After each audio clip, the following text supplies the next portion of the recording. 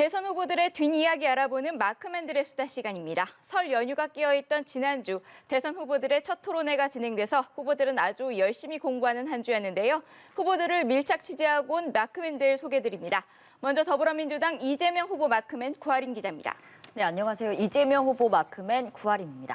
국민의힘 윤석열 후보 마크맨 정주희 기자도 나와 있습니다. 네, 안녕하세요. 정주희입니다. 정 기자는 2주 연속 출연인데 지난 주말에도 저희가 이번 주에 양자 토론도 하고 사자 토론도 한다 이렇게 말씀을 시청자 여러분께 드렸는데 결국 토론은 사자 토론 딱 한 번만 진행이 됐습니다. 이번 주 첫 번째 주제입니다. 첫 토론이 우리에게 남긴 것. 자, 토론은 시청자 여러분들이 많이 보셨고 기사로도 많이 접하셨을 테니까 내용을 짚는 것은 이제 생략을 하고요. 뒷이야기를 좀 알아보고 싶습니다. 구 기자, 이재명 후보는 이번에 토론회에서 민생을 이야기하고 싶다 이렇게 얘기를 했었는데 뭐 결론적으로는 그렇게 많이 되진 않은 것 같아요. 어떻게 평가하고 있습니까? 네, 우선 더불어민주당 선대위의 내부 평가는 계획한 대로 잘했다였습니다. 선대위가 계획한 거는 두 가지였습니다. 우선은 준비된 대통령의 모습을 보여주고 싶다였는데 우선 첫 번째로 토론의 내용에 있어서 어떤 정책적인 배경 지식을 잘 이야기한다든지 또 공약에 대해서 상세히 설명을 한다든지 잘 파악된 모습을 보여주겠다라는 것이었는데요. 윤석열 후보와의 차별화에 집중하겠다는 것도 이런 면에서였습니다. 이 아리백이라는 말이 굉장히 화제가 되지 않았습니까? 재생에너지 100%란 뜻이고 또 분류수소, 텍소노미 같은 윤석열 후보가 모를 것 같은 이야기를 하면서 실제로 윤 후보가 당황하는 모습을 보이기도 했고 상대적으로 이재명 후보는 준비됐다, 또 자신이 펴는 정책에 대해서도 잘 파악하고 있다 이런 면모를 보여줬다라는 평가가 나오고요. 또 두 번째로 이 태도의 면에 있어서도 좀 진지하고 차분하고 무게감 있는 모습을 보여주고 싶다, 그래야겠다라는 계획이었는데 그것도 계획대로 잘 됐다고 평가를 하는 것 같습니다. 흥분하지 않고 또 특히 이제 윤석열 후보가 대장동 의혹에 대해서 공세가 있었지 않았습니까? 그런데도 절대 흥분하지 않고 나름대로 차분하게 대응을 하면서 선방하지 않았나 이런 평가가 나오는데요. 짧은 영상 준비했습니다. 보시겠습니다. 이런 얘기 다시 하시면서 시간 낭비하기보다는 가능하면 우리 국민들의 민생과 경제 얘기를 좀 많이 하시면 어떨까 싶습니다. 그렇게 말씀드리고 네, 싶습니다. 공감합니다. 네. 괜찮으시면 제가 심 후보님한테 한 말씀. 네네네. 질문해 주십시오. 제가 시간이 좀 있으니까. 네, 저렇게 심상정 후보한테 발언권을 넘기면서 양보하는 모습도 보여주고 차분한 모습을 보여줬다는 평가가 있지만 또 한편으로는 이재명 후보가 표정이 조금 어두웠다라는 그런 아쉬움도 남고 있습니다. 특히 윤석열 후보는 중간중간 미소를 지으면서 이야기했는데 진지한 모습을 보여주려고 하다 보니까 또 뒷배경도 살짝 어두웠고 그렇죠. 너무 어두운 모습을 보여주는 거 아니냐는 그런 아쉬움도 있습니다. 윤석열 후보 측은 자체적으로 우리가 판정승이다 이렇게 얘기를 하던데 어땠습니까? 네, 윤석열 후보도 준비한 대로 잘했다고 자평을 했는데요. 영상 먼저 보시겠습니다. 과 경제를 챙길 유능한 경제에 대한 국민 여러분 안녕하십니까? 이민연세. 도대체 입장이 뭐냐 이겁니다. 내가 안 한 거다 또는 내가 한 거지만 이유 뭐란 거 저는 들어본 적이 없으니까 좀 가르쳐 주시고요. 그러면 제가 설명해서 말씀드릴게요. 네, 초반에는 좀 많이 긴장한 모습이었지만 점점 적응을 해가면서 준비한 것을 잘 보여줬다는 게 윤 후보 측의 평가인데요. 후보가 설 연휴 때 강화도를 방문한 이후에 감기 기운이 있었다고 해요.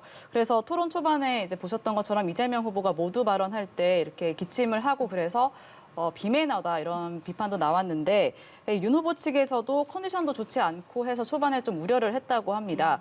그런데 오히려 이재명 후보가 더 컨디션이 좋지 않아 보이면서 자신감을 얻은 것인지 대장동 이슈를 파고들면서 이재명 후보가 김만배 씨 누나가 왜 아버지 집을 샀는지 생각해 본 적 없냐 이렇게 좀 감정적인 반응을 하도록 이끌어내기도 했습니다.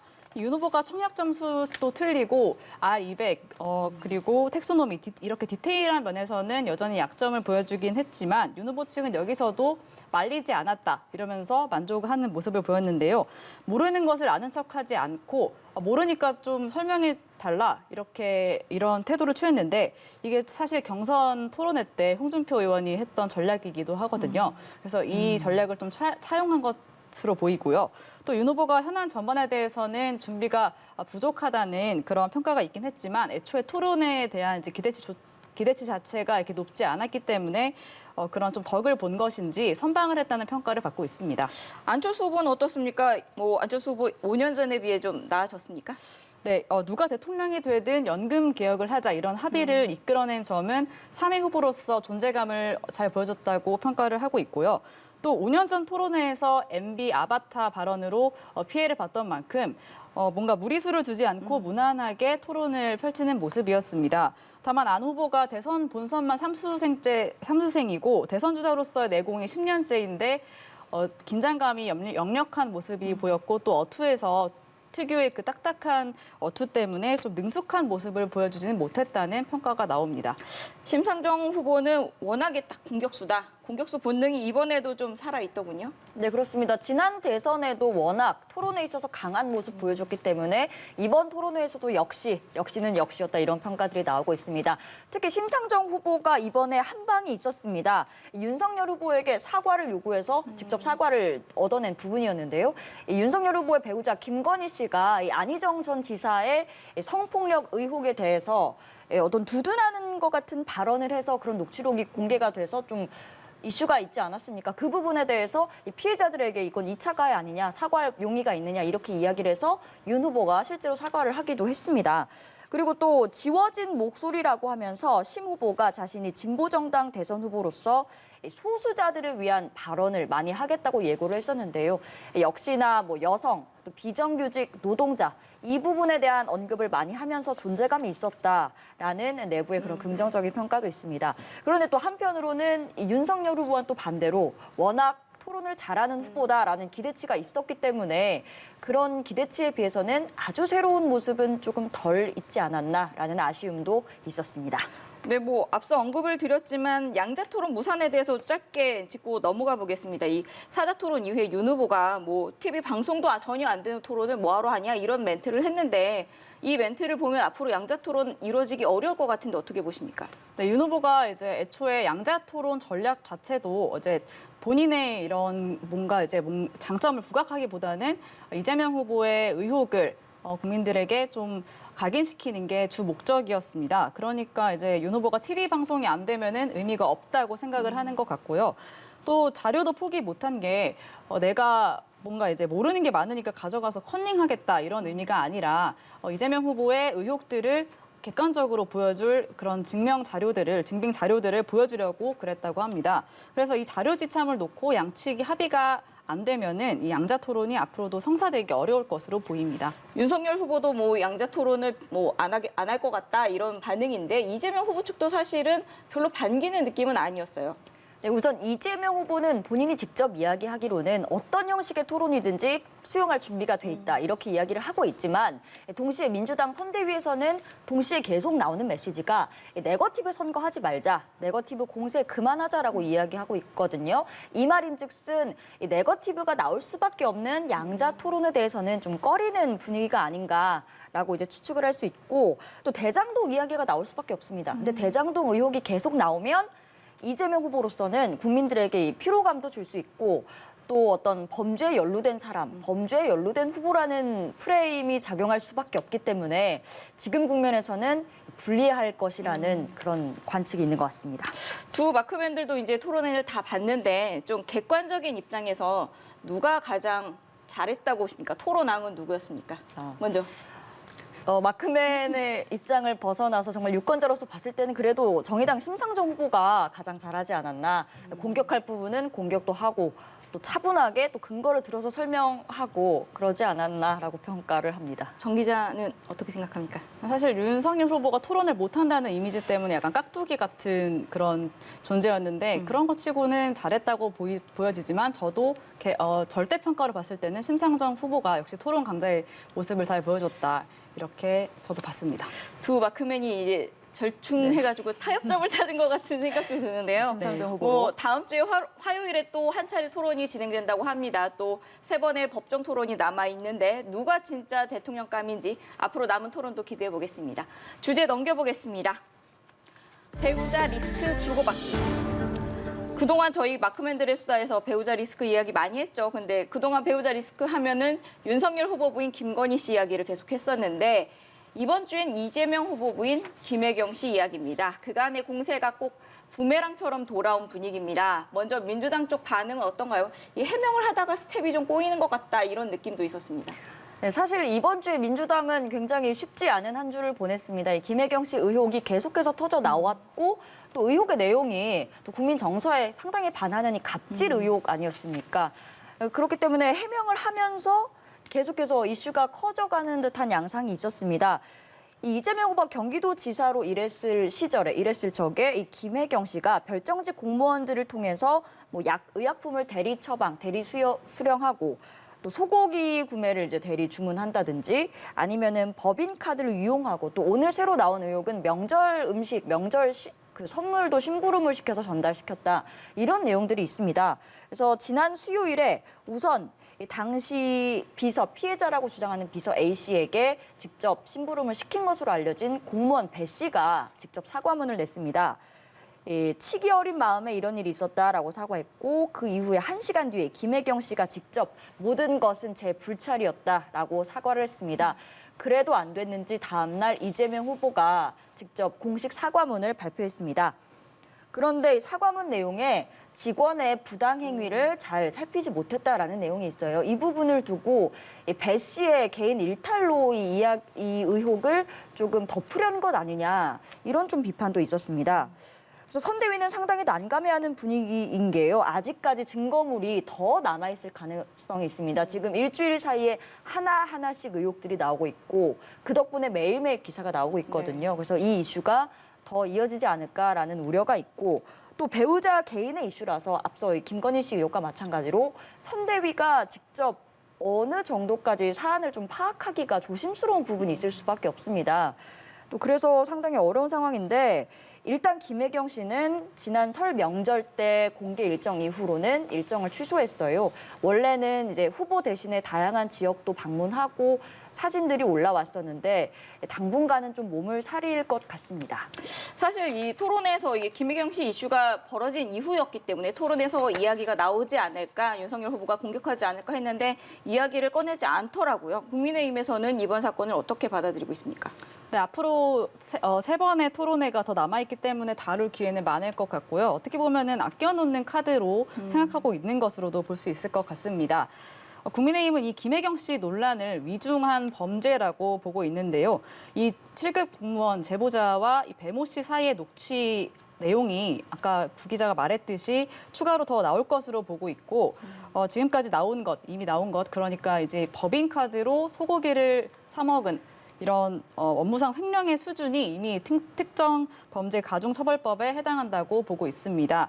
지난해 국민의힘이 이 후보와 김혜경 씨 그리고 배 씨를 검찰에 고발한다고 하자 이 후보가 페이스북에 자신은 공무원 수행비서를 채용한 적이 없다. 가짜뉴스다 이렇게 페이스북 글을 올렸다가 현재는 삭제된 상태인데요.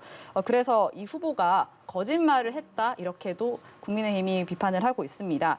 그리고 또 이제 공무원을 사적으로 유용하는 것 그리고 법인카드를 사적으로 유용하는 것 이것을 금지하는 내용을 담아서 김혜경 방지법도 준비하고 있습니다. 이 양강 후보가 모두 배우자 리스크가 이렇게 두드러지면서 이 안철수 후보, 심상정 후보만 깨끗한 후보다 이렇게 두드러지는 것 같은 생각도 드는데 심상정 후보가 우리 남편 검증 좀 해달라 이런 언론에다 이런 이야기도 하더라고요. 네, 지난번 토론회 때 이제 남편 이승배 씨랑 동행을 했습니다. 심상정 후보는 지금 배우자 리스크, 가족 리스크가 많은데 제 남편도 좀 검증을 해달라라고 이야기했습니다. 그런데 사실 이승배 씨는 뭐 크게 검증할 내용이 없을 겁니다. 이 노동 운동을 했던 분이고 심 후보가 정치에 집중할 수 있도록 상당히 많이 도와주는 것으로 알려진 분이거든요. 사실상 이런 언급을 한 것은 지금 두 후보, 양강 후보 모두 배우자 의혹 언제까지 나올 거냐, 이게 비정상적인 상황 아니냐, 뭐 이런 식으로 우회적인 비판이 아닐까 이렇게 생각하고 있습니다. 이 김혜경 씨 논란이 나오면서 뭐 참 그런 얘기지만 반사 효과로 김건희 씨가 곧 등판하는 것 아니냐 이런 관측도 나와요. 어떤가요? 네, 사실 절차상 선대본에서 먼저 정리가 된 이후에 김건희 씨에게 제안을 하고 김건희 씨가 결정을 하는 그런 절차를 밟아야 되는데 먼저 선대본에서 의견이 하나로 모여지지 않은 분위기입니다. 시끌벅적하게 공개 활동할 가능성은 매우 낮아 보이고 소외계층을 위한 조용한 활동을 해야 된다 이런 의견과 또 이대로 3월 9일까지 활동을 아예 하지 않는 게 좋다 이런 의견도 나오고 있다고 하는데요. 아직 하나의 결론이 나지는 않은 상태입니다. 현재 김건희 씨는 외부 활동을 하지 않고 주로 자택에 머물고 있다고 합니다. 이제 대선이 한 30일 앞으로 다가왔는데 이렇게 양강 후보 배우자가 모두 사라진 대선이 되는 것 아닌가 하는 걱정도 드네요. 좀 네. 이번 대선이 참 국민들이 참 여러 후보들에게 계속 사과를 받고 있는데 네. 국민들은 이런 사과 좀 그만 받고 싶다 이 생각하실 것 같습니다. 네. 마지막으로 후보들의 소소한 뒷이야기 알아보는 시간입니다. 먼저 구 기자가 소개해 주시죠.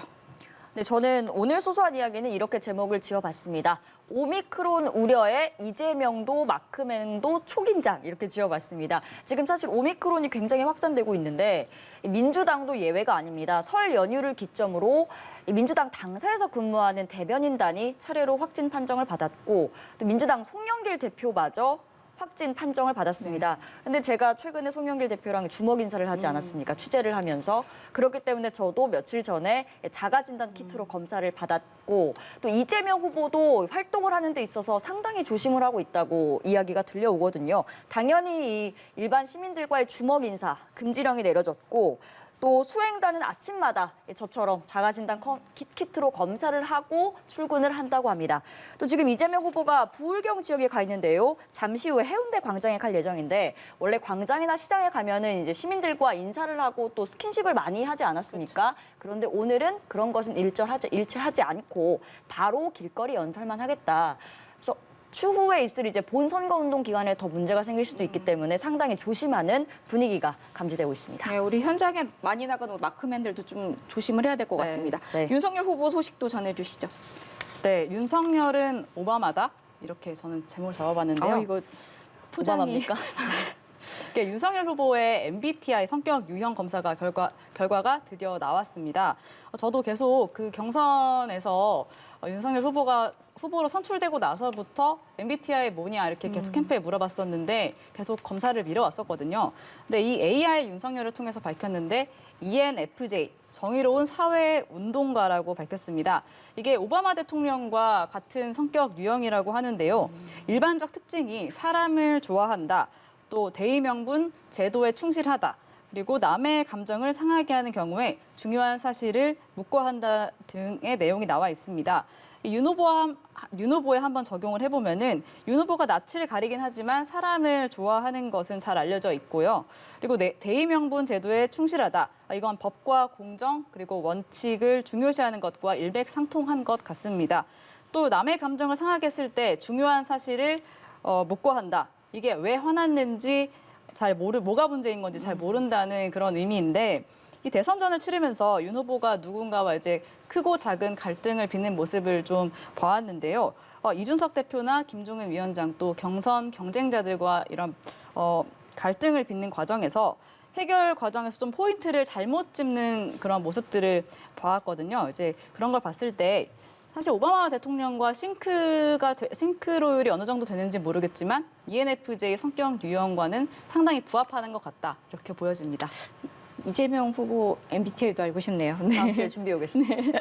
대선을 약 30일 앞둔 마크맨들의 수다 여기까지입니다. 다음 주에도 찾아뵙겠습니다. 감사합니다.